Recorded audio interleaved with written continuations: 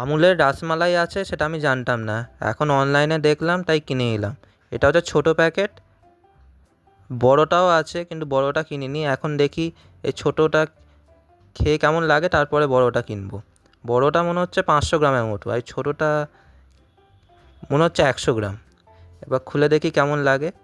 রাসমালাইটা মিষ্টির দোকান থেকেই কিনতাম, এখন জানতাম না আমুলেরও রাসমালাই হয়। কখনো তো দোকানে দেখিনি, শুধু অনলাইনে দেখলাম তাই কিনে নিলাম। এবার খেয়ে দেখবো কেমন হয়। দেখুন একটা বাটিতে ঢেলে দেখাচ্ছি কেমন। একটা দেখছি, দুটো আছে, আমি ভাবলাম একটা আছে। এবার এটা খেয়ে দেখি একটা কেমন খেয়ে লাগে।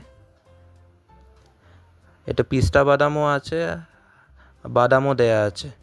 গন্ধটাও খুব সুন্দর লাগছিল। একটুখানি খেয়ে দেখি কেমন লাগে আমুলের রসমালাই। খেয়ে দেখলাম ভালোই খেতে, আমুলের রসমালাই ভালোই লেগেছে খেতে, খুবই মিষ্টি। আপনারা কি কখনো আমুলের রসমালাই খেয়ে দেখেছেন কিনা তাহলে কমেন্ট করে জানান। ভিডিওটি ভালো লাগলে লাইক শেয়ার ও সাবস্ক্রাইব করে দেবেন। ধন্যবাদ।